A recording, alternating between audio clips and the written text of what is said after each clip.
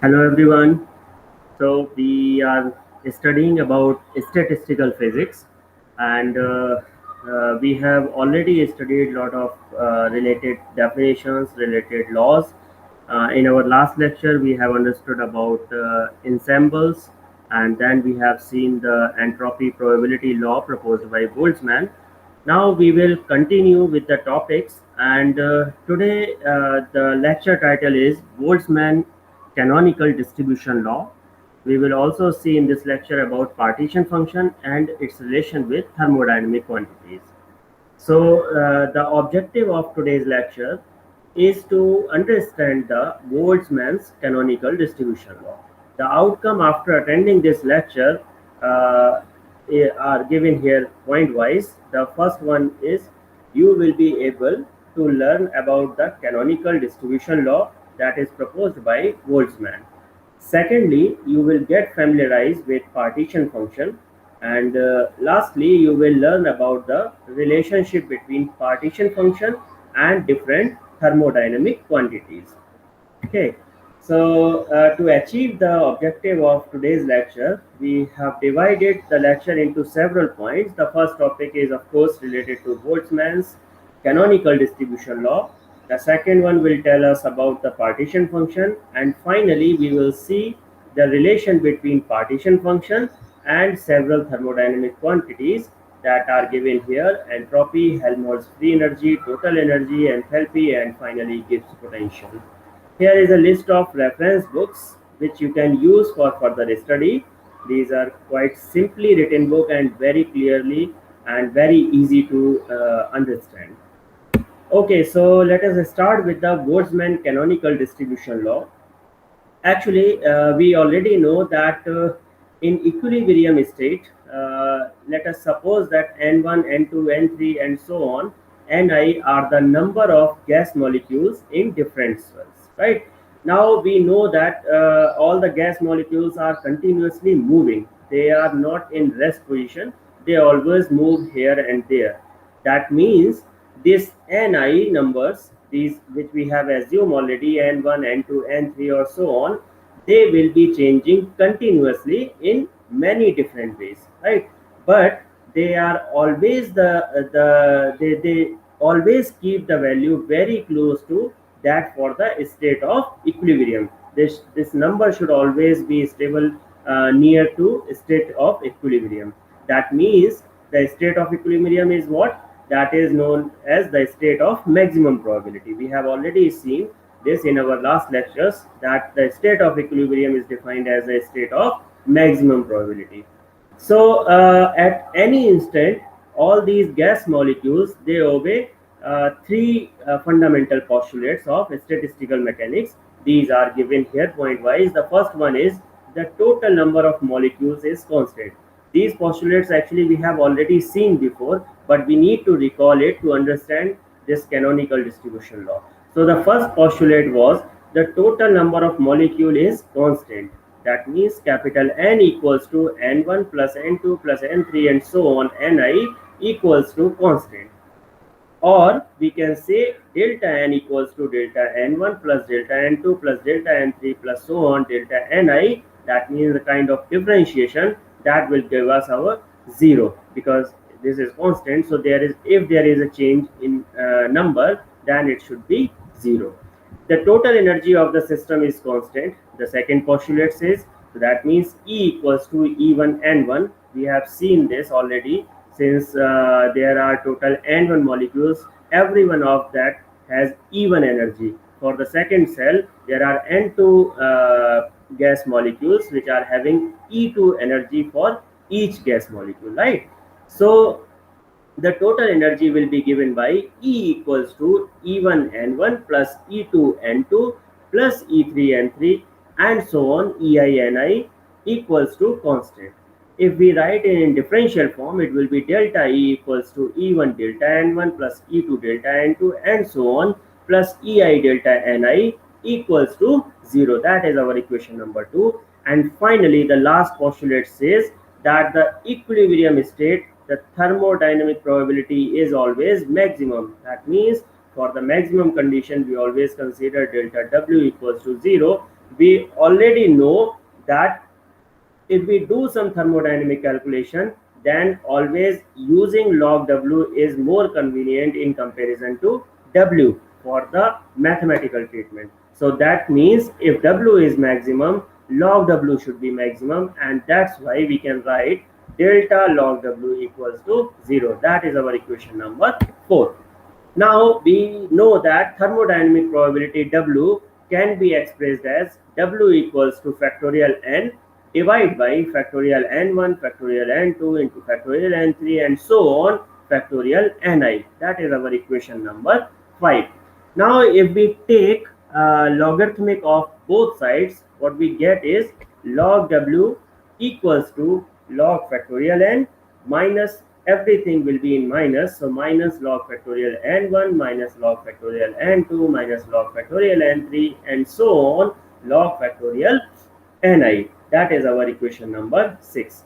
Now we already know that this number of molecules ni is very large, right? So we can use one approximation that is known as Stirling approximation or Stirling theorem, that says log x factorial is equals to x into log x minus x. So if we put this value, what we get is log W equals to n log n minus n.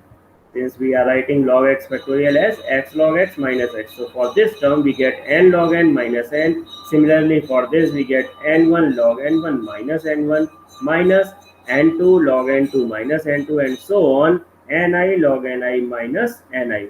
So if we collectively write it, we can write n log n minus n minus summation over I equals to ni log ni minus ni. That is our equation number 7.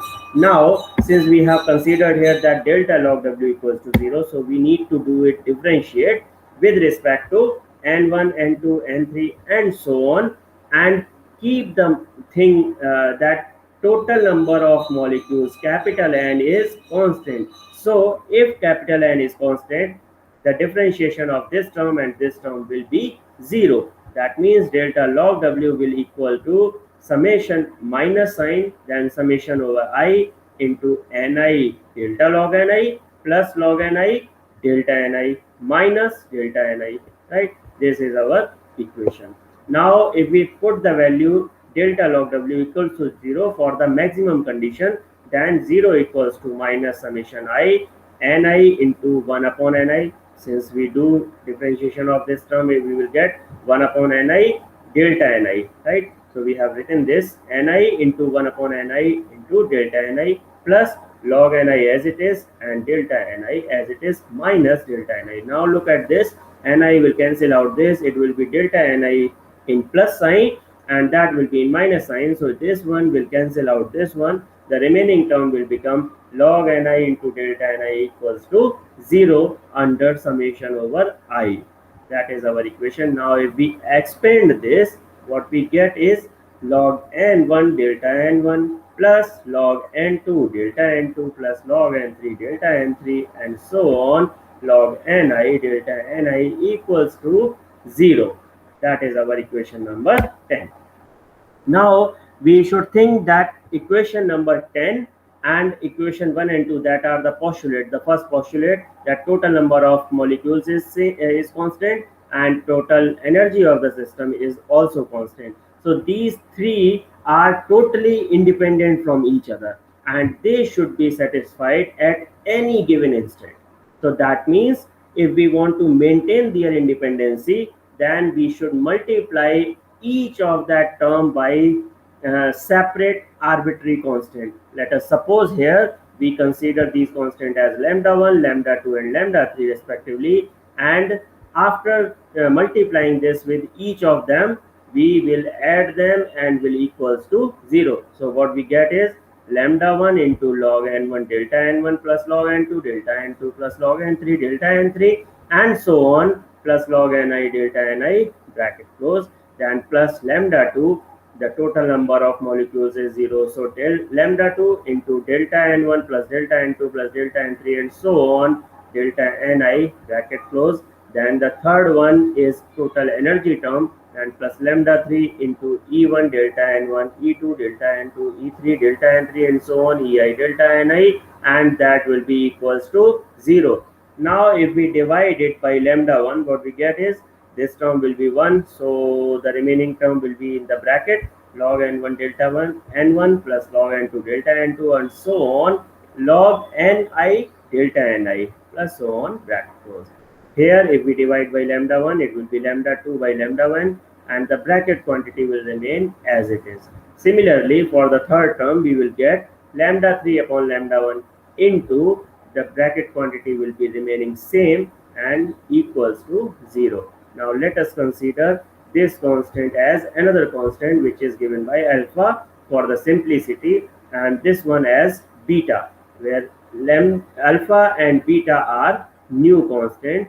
Now if we substitute these in equation number 11, what we get is this term as it is, log n1 delta n1, this one should be as it is, plus alpha and bracket term will be same, then plus beta and the bracket term will be same, equals to 0. Now if we rearrange this, we will collect it. If you see on this term, you see here delta n1, now here also delta n1, and here also delta n1. So if we collect it, all the three part for each of the cell 1, 2, 3, 4. So what we get is, we get delta n1 inside bracket, you will get log n1 plus alpha plus beta E1. Similarly, delta n2 into log n2 plus alpha plus beta E2, plus so on, delta ni bracket log ni plus alpha plus beta I, that is equation number 2. Now all these delta ni's are totally independent from each other in this equation. So equation 12, to be satisfied, we should make this coefficient equals to 0, right? So we will write log ni, we can write log n1, it's quite similar. This is only for cell 1, cell 2, cell 3. So if we write in generalized way, we can use this term log ni plus alpha plus beta I should be equals to 0. That's what we have written here. Then finally we get log ni equals to minus alpha minus beta ei. We can write it in term of exponential way, ni equals to e to the power minus alpha plus beta ei inside bracket. If we separate it, we will get e to the power minus alpha into e to the power minus beta ei, right? Now e to the power minus alpha, we are writing it as a. This is a new constant, a equals to e to the power minus alpha. Now equation 14 is giving the number of molecules in each cell as a function of energy. You see here the number of molecules as a function of energy that is associated with each particle in that particular cell. This Ei is the energy of each particle in ith cell. So that's why we have written that the number of molecule in each cell as a function of energy associated with each particle in that cell, and that is known as Boltzmann canonical distribution law, right? Now if we use that equation and we try to plot a graph between the number of molecules per cell, that is Ni on y-axis, and energy Ei associated with that cell on x-axis, then we find there is an exponential decrease nature in the curve is found, right? From graph we can conclude that low energy cell will contain more particles. You see here the low energy this side, that means number of particles are very high. But if we are going on the higher energy side, that means the number of particles are very low, right? But it does not mean that number of molecules having zero energy is greater than any other energy, because there can be more cells corresponding to high energy. This side there can be another cells. Okay, so it is really convenient to consider a group of adjacent cell in the phase space. Such a group of cell is called a zone of cells. Since we know that all the cells are of equal size, we have already seen when we have studied that part, the size of zone is directly proportional to the number of cells inside it, right? If we consider that GI is the number of cells in a particular zone, then the probability of finding a molecule in the zone, in the defined zone, will be proportional to GI.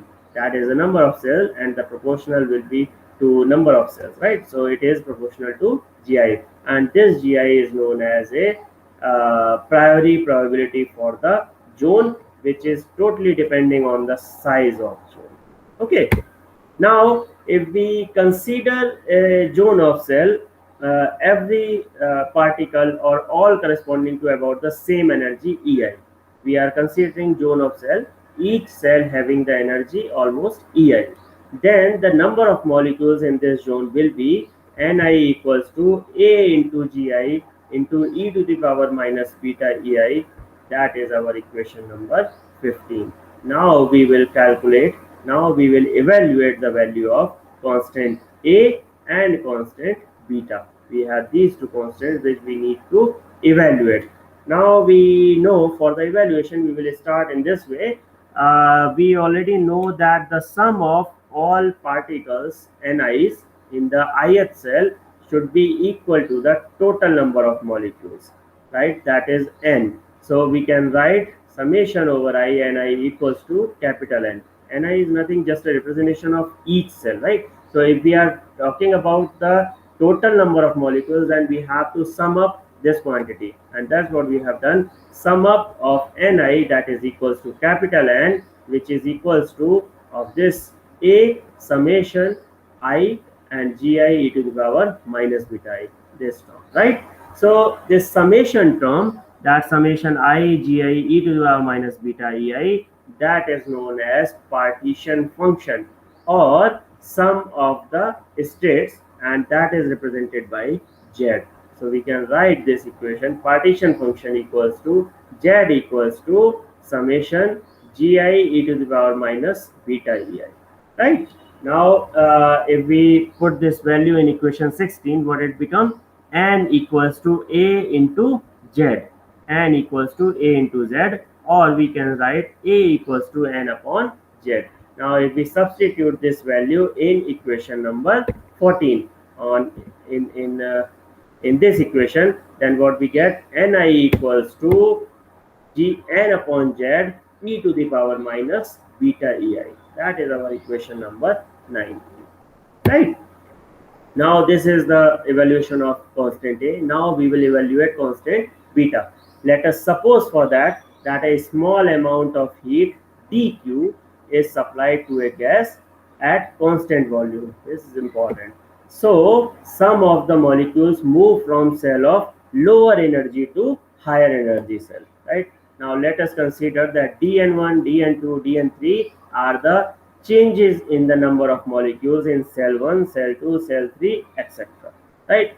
According to thermodynamics, we know that the increase in internal energy at constant volume is equals to D equals to dQ equals to TdS. So that's what we have written, D equals to delta Q equals to TdS. Now because there is another term PdV also, but since the constant volume is there, it will be again 0.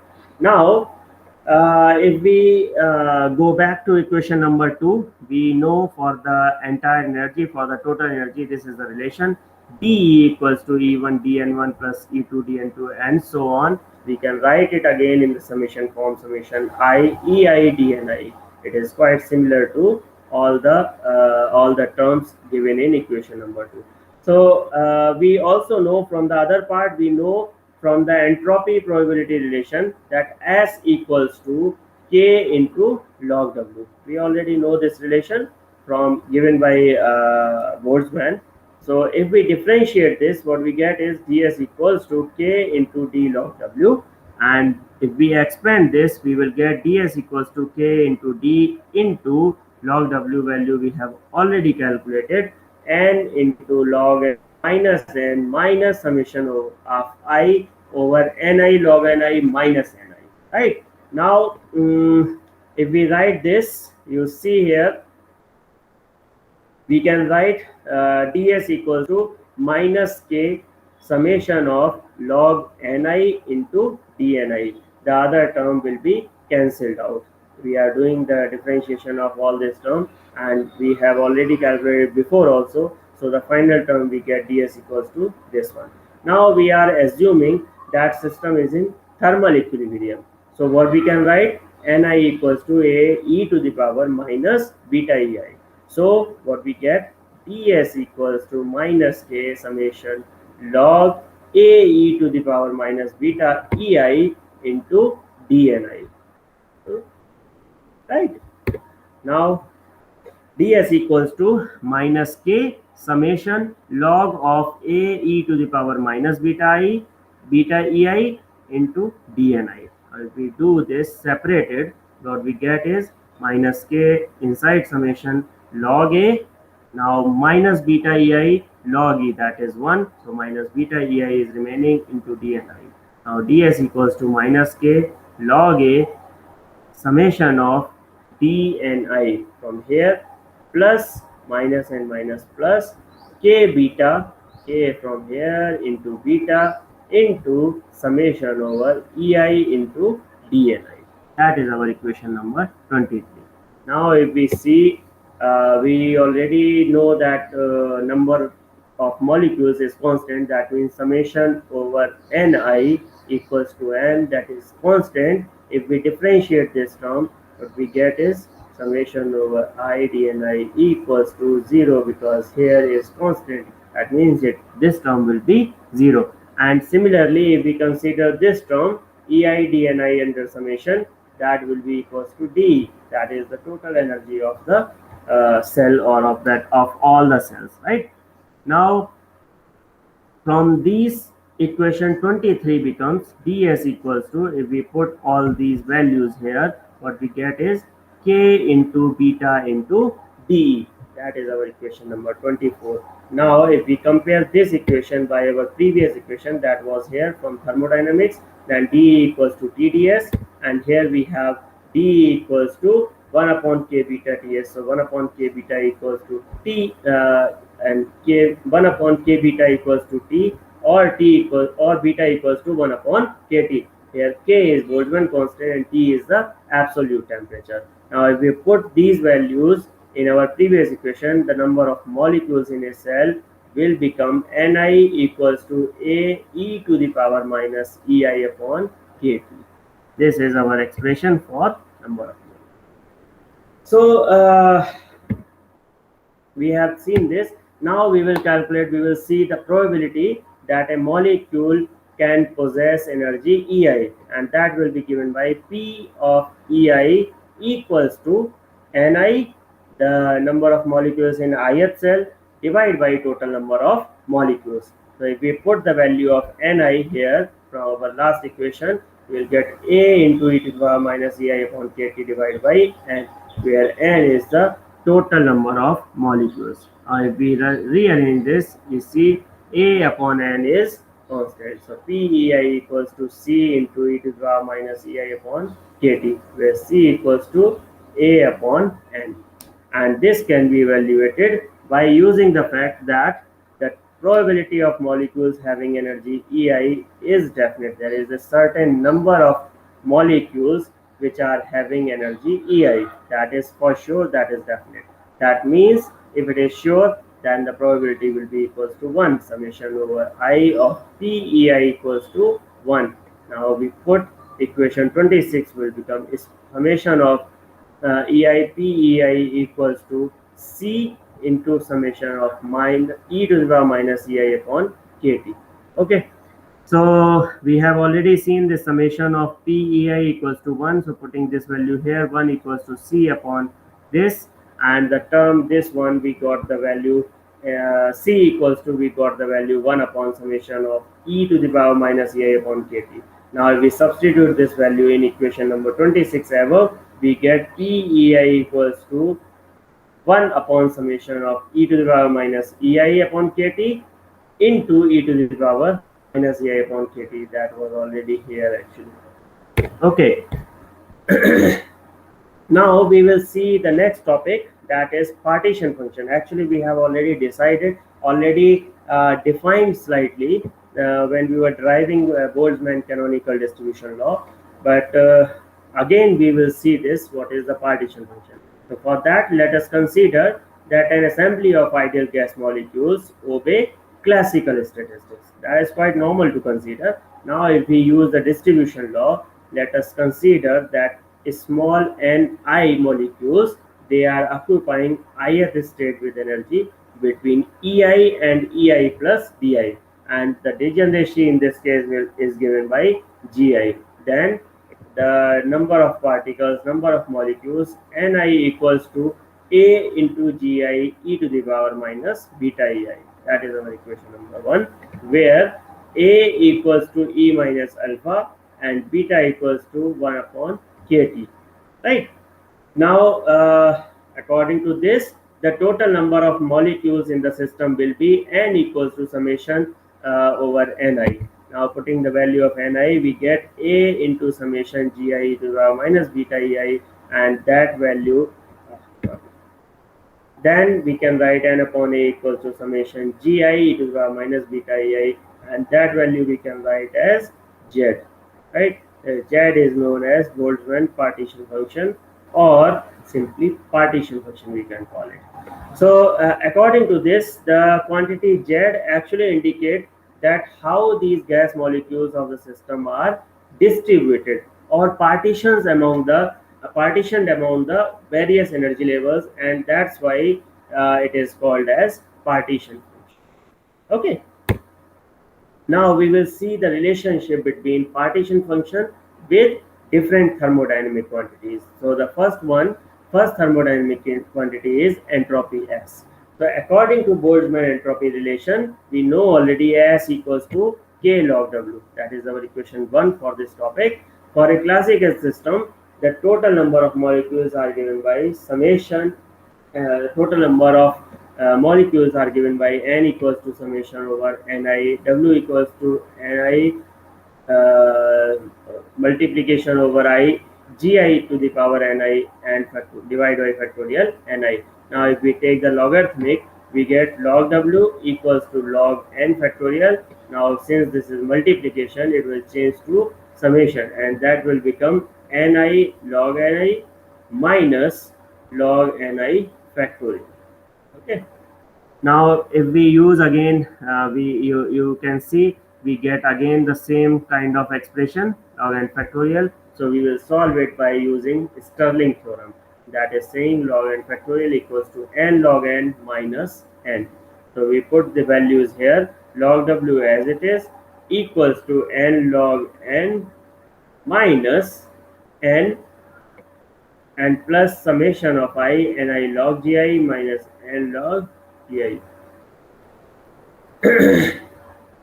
Now, if we are using this according to Boltzmann distribution law, we know Ni equals to e to the power minus alpha into Gi into e to the power minus beta Ei. Right? Now we can write e to the power minus alpha equals to A. So this expression will become Ni equals to A into Gi e to the power minus beta Ei. Now if we put this value in equation number 3, what we get is log W equals to n log n minus n plus summation I Ni log Gi minus Ni log inside this plus Ni. Now log W equals to n log n minus n plus summation of I Ni log Gi, right, minus summation over I Ni log Gi minus summation over I log A plus summation over I Ni beta Ei. Okay, now if we reshuffle this, we can see here that this Ni log Gi and Ni log Gi have opposite signs, so they will cancel each other. It will become log W equals to n log n as it is minus n from here, and then minus summation of Ni log A plus beta E plus capital N. Okay, from this expression we get log W equals to n log n minus n log A plus beta E, and so. Now if we rearrange this, we will get log W equals to n log. In place of n, we can write n upon A plus beta E. So log W will become N into log Z. See, we are combining these two relations. So N log N upon A, and N upon A we know already that it is defined by Z. So log W equals to N log Z plus beta E. Okay, if we use this relation in equation 1, we get S equals to K N log Z plus K beta E, and that will give you K N log Z as it is plus K into 1 upon Kt into E. Beta value he has already given. Okay, now S equals to K N log uh, Z plus E upon T. We have got the final equation as equation number 5. Now we know for ideal gas that E is given by 3 by 2 N into Kt. So above equation will become S equals to K N log Z plus 3 by 2 Nk. That will become equation number 6. Right? This is quite simple and very easy way, systematic way. We have got the value of log W, then we have used this relation in equation 1. So from there we get KL log Z plus K beta E. We have rearranged it and putting the value of beta here 1 upon Kt. So K cancel out and it will become E upon T, and that term remains same. So that is very systematic way. We have got the final equation that gives the entropy of the system of ideal gas molecule. Okay. Now we will see the relationship with Helmholtz free energy that is given by F. We already know F equals to E minus Ts, and we know the value of S from equation this one. So we are putting this value here, E minus T into Kn log Z plus E upon T. If we rearrange this, we get here, you see this one will be minus E only, that will cancel out with this. So remaining term F equals to minus nkt into log Z. That is our equation number 7 and gives the relationship between partition function and Helmholtz free energy. Now the third one is with total energy E. The average energy of a system of n particles can be written as E average equals to E upon total number of particles, E upon n. So we can write E as summation I over NiEi and divide by summation of Ni. Now putting the value of this, we get summation I A into Gi to the power minus beta I into Ei, putting the value of Ni here. Right, now we can write, and the denominator part will be N. Now we can write it again, summation of Gi to the power minus beta Ei into Ei divided by Z, since A upon N equals to N upon A equals to Z. That's why we can write Z here. Now we already know that Z equals to summation I Gi into e to the power minus beta I. Right? Now putting the value of beta as 1 upon Kt, putting this, we get summation of I, summation over I of Gi into e to the power minus Ei upon Kt. Now for if we consider one example of isothermal isochoric transformation, we get del Z upon del T at constant volume equals to summation of Gi into Ei upon Kt square into e to the power minus Ei upon Kt. We are just differentiating it with respect to temperature. So it will become 1 upon Kt square, that is constant outside of summation, and inside summation it will become Gi into Ei into e to the power minus Ei upon Kt. If we rearrange this, we get Kt square into del Z upon del T at constant volume equals to Z into E average. This is from equation 8. We have put the value of this. So E average from here will become Kt square upon Z into del Z upon del T at constant volume. Right? Now if we multiply both sides by n, it will become n into E average equals to n Kt square upon Z del Z upon del T at constant volume. Now we know total energy is given by E equals to total number of molecules, capital N, into average energy into E average. We have seen this Ne average is given by this value, right? Now rearranging this, we get E equals to nkt square into del upon del T of log Z at constant volume. Now the relationship of partition function with enthalpy H, that is given by H equals to E plus PV, or we can write from ideal gas equation PV equals to RT, H equals to E plus RT. Right? Now if we put the value of E, we have already calculated, E equals to nkt square del upon del T of log Z plus RT. Now the fifth relation is with Gibbs potential G. So Gibbs potential is given by G equals to H minus Ts. We know the value of H, we know the value of S also. So the putting these values here, nkt square into del upon del T log Z at constant volume plus RT, that is the value of H, minus T into the value of S is here. Now solving this, we get the final expression as RT minus nkt log Z. That is our equation number 11. And the sixth relation is with pressure of gas. We know pressure is given by minus del F upon del V at constant volume. Putting the value of F here, or del F upon del V, then we get this expression which gives the relationship between pressure and the partition function.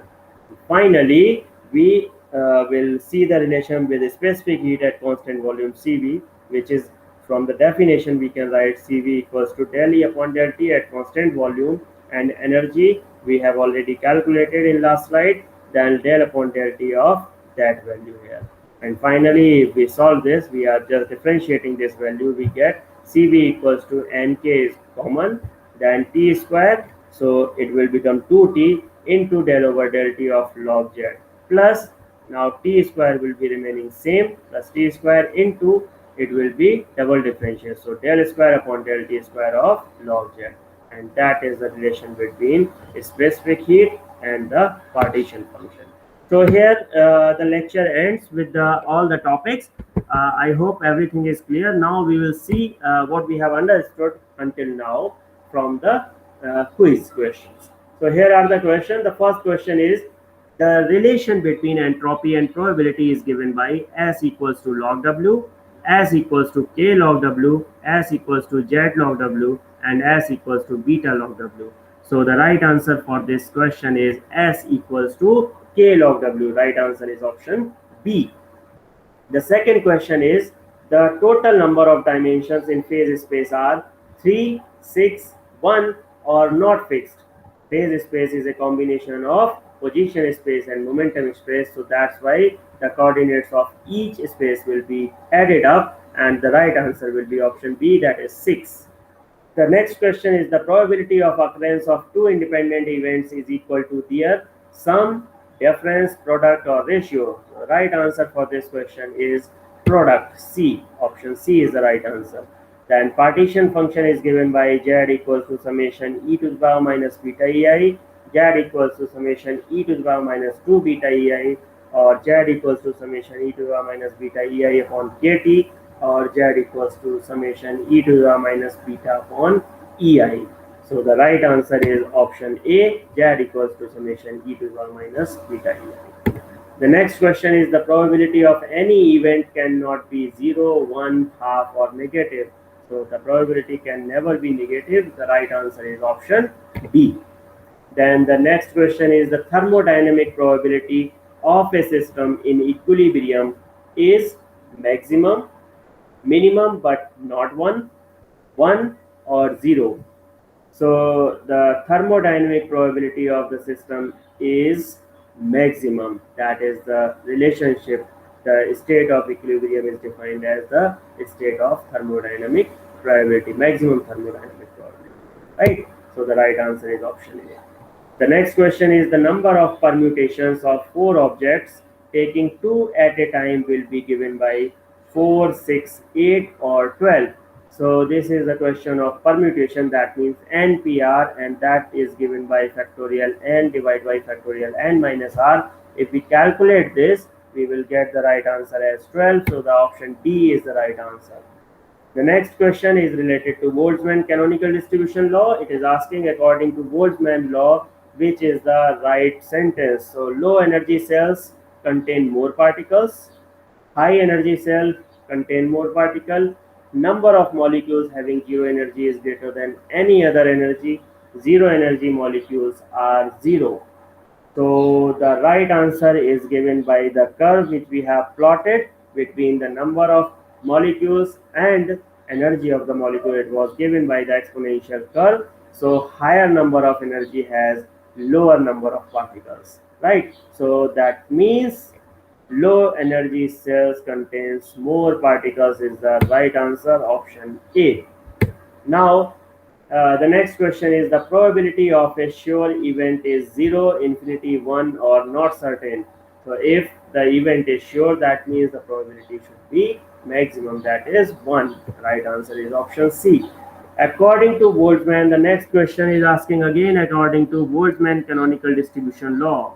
So the number of molecules per cell increase linearly with energy associated with the cell, increases exponentially with energy associated with the cell, or decrease linearly with energy associated with the cell, decrease exponentially with energy associated with the cell. So the right answer will be again depending on that curve between EI and NI, and the right answer here is option D, decrease exponentially with energy associated with the cell. So when the energy is increased, the number of particles are decreased, number of molecules per cell are decreased. So this is all about today's quiz.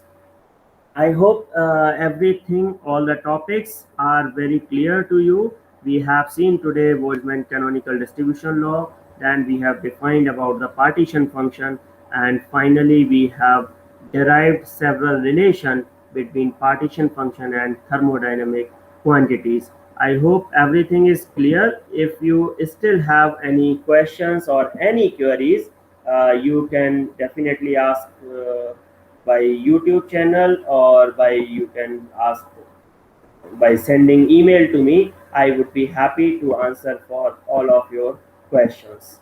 You can comment on our YouTube channel also, because this video is uploaded on our YouTube channel, that is Suresh Gyan Bihar University School of Applied Science. For the details about other videos, other topics related to thermodynamics, you can also go through, you can explore many videos given on the same channel. Thank you so much for your attention. Thank you so much for your patience. Thank you.